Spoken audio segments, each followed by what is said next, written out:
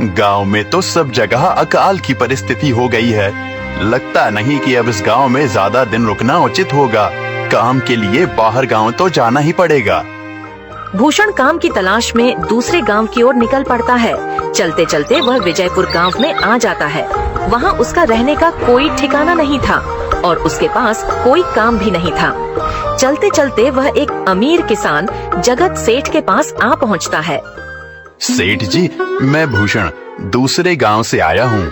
हमारे गांव में अकाल की परिस्थिति हो गई है। लोगों के खेत सूखे पड़े हैं। गांव में बूंद बूंद पानी के लिए लोग तरस रहे हैं। अगर मुझे आपके पास कुछ काम मिल जाएगा तो बहुत कृपा होगी बड़े भाई। अरे रे, लगता है तुम्हारी हालत बहुत खस्ता हो गई है। ठीक है, वैसे मेरे पास एक काम तो है, पर लगता नहीं कि तुम वो कर पाओगे। सेठ जी, आप चिंता ना करें। मुझे आप कोई भी काम दे सकते हैं। मैं वो काम पूरी मेहनत और ईमानदारी से करूँगा। अच्छा ठीक है भूषण, तो कान खोल कर सुन लो। मेरे पास 50 गायें और 50 भैंसे हैं। तुम्हें हर रोज उन जानवरों का गोबर निकालना होगा और रोज सुबह शाम उन्हें चारा पानी देना होगा। महीने के आखिर में तुम्हें इस काम के लिए 200 रुपए मिलेंगे। और हाँ, 2 वक्त का खाना भी हमारी तरफ से मुफ्त दिया जाएगा।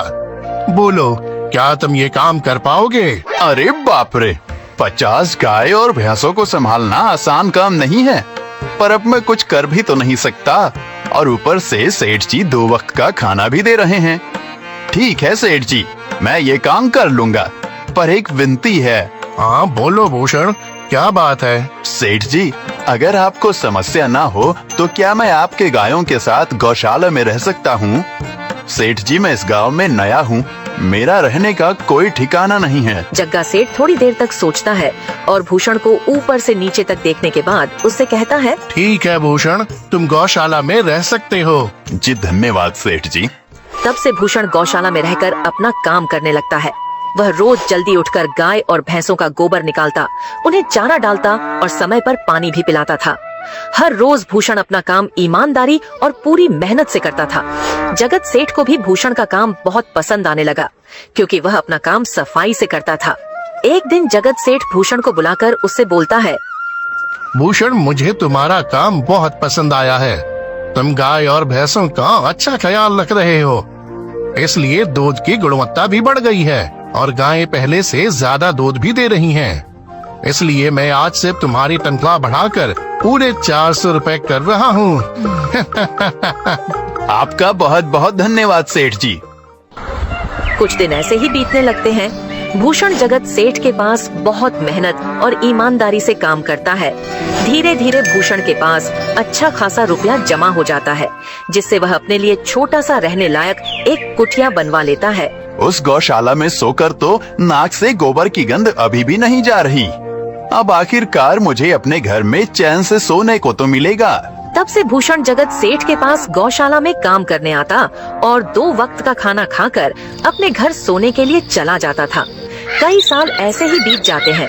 भूषण की मेहनत के कारण उसके पास अच्छा खासा रुपया जमा हो जाता है। एक दिन भूषण जगत सेठ से बोलता है, सेठ जी, आजकल गांव में चोरी की समस्या बहुत बढ़ गई है और मेरे पास कुछ रुपए भी जमा हैं जो मैंने अपने घर में रखे हुए हैं, पर मुझे उन पैसों की चोरी की चिंता हो रही है। आपको तो पता है कि मैं दिन भर आपके पास ही काम करता हूँ और सिर्फ रात में ही घर सोने जाता हूँ, इसलिए मुझे रोज उन पैसों की चोरी की चिंता सताती है। हाँ भूषण, तुम बात तो बिल्कुल सही कह रहे हो। आए दिन गांव में नए नए चोरी के किस्से सामने आ रहे हैं और दिन भर तो तुम्हारा घर खाली ही रहता है, तो चोरी होने की संभावना तो जरूर है। जगत सेठ थोड़ी देर सोचता है और फिर भूषण से कहता है, देखो भूषण, ऐसे समय में तो गांव में एक ही जगह है जहां पर तुम्हारा धन सुरक्षित रह सकता है, और वो है जमींदार का घर। क्या जमींदार का घर? हाँ भूषण, इस गांव के जमींदार बहुत ईमानदार और दयालु हैं। ऐसा मैंने कुछ लोगों से सुना है और उनके घर पर बहुत सारे पहरेदार भी हैं, तो चोरी होने की संभावना बहुत कम है। तुम अपने पैसे उनके पास रख सकते हो। अच्छा, ऐसा है क्या सेठ जी? ठीक है, फिर आज ही मैं जमींदार जी से मिलकर बात करता हूँ और उन्हें अपनी समस्या बताता हूँ। उस दिन भूषण जमींदार जी के घर उनसे बात करने जाता है। हे टूडको, कहाँ अंदर आए जा रहे हो? वहीं रुक जाओ। जी जी, मुझे जमींदार जी से मिलना है। मुझे उनसे कुछ काम है। क्या काम है तुमको उनसे? मुझे जरा बताओ। जी, मुझे कुछ पैसे रखवाने थे उनके पास, यही काम के लिए आया था मैं। अच्छा ठीक है, तुम अंदर जा सकते हो। नमस्ते जमींदार जी, मैं भूषण जगत सेठ के यहाँ काम करता हूँ। कुछ साल पहले ही मैं दूसरे गांव से यहाँ आया हूँ। अच्छा भूषण, बोलो तुम्हारा क्या काम है मेरे पास? जमींदार जी, मैं सालों से जगत सेठ के पास काम कर रहा हूँ और मैंने कुछ रुपए भी जमा कर लिए हैं। पर बात यह है कि गांव में चोरी की समस्या बहुत बढ़ गई है, तो मुझे अपने रुपए घर में रखने से डर लग रहा है। अच्छा, कितने रुपए जमा किए हैं तुमने? जमींदार जी, यही कोई 5 से 6 हजार रुपए होंगे मेरे पास। वाह, ये तो बड़ी रकम है। मैंने आपकी ईमानदारी के बारे में लोगों से बहुत सुना है, इसलिए मैं अपनी रकम आपके पास कुछ वक्त के लिए रखने आया हूँ। हाँ भूषण, तुमने बिल्कुल सही सुना है। तुम्हारी रकम मेरे पास पूरी तरह से सुरक्षित रहेगी। तुम अब चिंता ही छोड़ दो, मैं सब देख लूंगा। भूषण अपने पैसों की थैली जमींदार को दे देता है। ये पूरे 5,800 रुपए हैं, आप गिनकर देख लीजिए।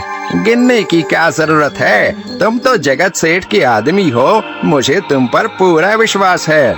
जमींदार जी, आपका बहुत बहुत धन्यवाद। अब मुझे चोरों का कोई डर नहीं है, क्योंकि मेरे पैसे सुरक्षित हाथों में हैं।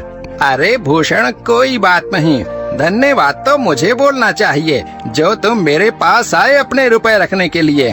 भूषण अपने पैसे जमींदार को देकर अपने घर चला जाता है। हाँ भूषण, तुम्हारे पैसे मेरे हाथों में ही अच्छे लगते हैं। ऐसे ही भूषण ईमानदारी और मेहनत से जगत सेठ के यहाँ काम कर रहा था। देखते ही देखते 2 साल ऐसे ही बीत जाते हैं। एक दिन भूषण सोचता है, अब बहुत साल हो गए जगत सेठ के यहाँ काम करते हुए। वैसे सेठ जी तो बहुत अच्छे इंसान हैं, पर सोच रहा हूँ कि खुद की जमीन लेकर उस पर मेहनत करूँ, तभी मैं बड़ा आदमी बन सकता हूँ। अब जो मेरे पास थोड़े कुछ पैसे हैं और जो जमींदार के पास कुछ पैसे संभालने के लिए दिए हैं, वो जमा करके थोड़ी जमीन खरीद लूंगा। आज ही जमींदार से मिलने जाता हूँ और अपने रुपए मांगता हूँ। ये सोचकर भूषण जमींदार जी के घर चला जाता है। जमींदार जी, मैं अपने रुपए वापस लेने आया हूँ। आपके पास मैंने 5,800 रुपए दिए थे संभालने के लिए। अरे भाई साहब, मैंने पहचाना नहीं आपको, वैसे कौन हो आप? अरे जमींदार जी, मैं भूषण हूँ। पिछले साल मैंने आपको पैसे संभालने के लिए दिए थे, याद आया कुछ? अरे भाई साहब, मेरे पास कितने सारे लोग आते जाते हैं पैसे रखने के लिए, और सभी के साथ मेरा अच्छा व्यवहार होता है। वैसे आपके पास कोई कागजात हैं क्या? क्योंकि मैं हर व्यक्ति से कागज पर ही व्यवहार करता हूँ। किसने कितने पैसे दिए, किसके कितने पैसे रखे हैं, सबका व्यवहार रहता है मेरे पास। जमींदार जी, ये आप क्या बात कर रहे हैं? आपकी ईमानदारी देखकर ही मैंने आपको पैसे दिए थे संभालने के लिए, और आप अब ऐसी बातें कर रहे हैं। कृपया करके मेरे पैसे मुझे वापस कीजिए। हाँ भूषण, मैं ईमानदारी से ही काम करता हूँ, इसलिए तो तुमसे मैं डॉक्यूमेंट्स मांग रहा हूँ। क्या तुम्हें पता नहीं, जब तुम किसी से पैसों का व्यवहार करते हो तो तुम्हें स्टाम्प पेपर पर लिख कर देना पड़ता है। तुम किसी से भी पूछ सकते हो। नहीं जमींदार जी, मैं आपके पैर पड़ता हूँ, कृपया करके मेरे रुपए मुझे दे दीजिए। बड़ी मेहनत से मैंने वो पैसे जमा किए थे, मुझ पर ऐसा अन्याय ना करें। अरे क्या ये झूठ मूठ का रोना धोना लगाया है? लगता है तुम ढोंगी हो और मेरी ईमानदारी और भोलेपन का फायदा उठाकर मुझसे ये रुपए लेने आए हो। रुक, तुझे अभी सबक सिखाता हूँ। जमींदार अपने आदमियों को बुलाकर भूषण की पिटाई करने को कहता है। इसे तब तक मारो जब तक ये बेहोश न हो जाए। इस 2 कौड़ी के आदमी ने मेरी ईमानदारी पर सवाल उठाया है, इसे छोड़ना मत। जमींदार के आदमी भूषण को डंडे से खूब मारते हैं। फिर भूषण दुखी होकर अपने घर चला जाता है। भूषण के शरीर पर घाव के निशान स्पष्ट दिखाई दे रहे थे। 2 दिन से भूषण घाव के दर्द के कारण जगत सेठ के घर काम के लिए नहीं जा पाता है, इसलिए अगले दिन जगत सेठ भूषण के पास आ जाते हैं। वह देखते हैं कि भूषण खाट पर सो रहा है और वह बड़ा ही चिंता में नजर आ रहा है। भूषण भाई, तुम 2 दिन काम पर नहीं आए, क्या हुआ भाई? तबीयत ठीक है ना तुम्हारी? कुछ समस्या है क्या? अरे सेठ जी, आप खुद यहाँ आए हो, आप खबर भिजवाते तो मैं खुद चला आता। अरे भूषण, कोई बात नहीं। तुम्हें देखकर लगता है तुम बीमार हो। क्या हुआ है तुम्हें? जगत सेठ, क्या बताऊं, जिस जमींदार के पास पिछले साल मैंने अपने पैसे संभालने को दिए थे, वो आज मुझे पैसे वापस नहीं करना चाहता। वो बहुत लालची इंसान है, वो लोगों को ठग रहा है। और जब मैंने बाद में गिड़गिड़ाना शुरू किया तो उसने डंडे से मार मार कर मेरी पिटाई करवा दी और मुझे वहां से धक्के मार कर निकाल दिया। अरे बाप रे, ये तो बड़ा ही गंभीर विषय है।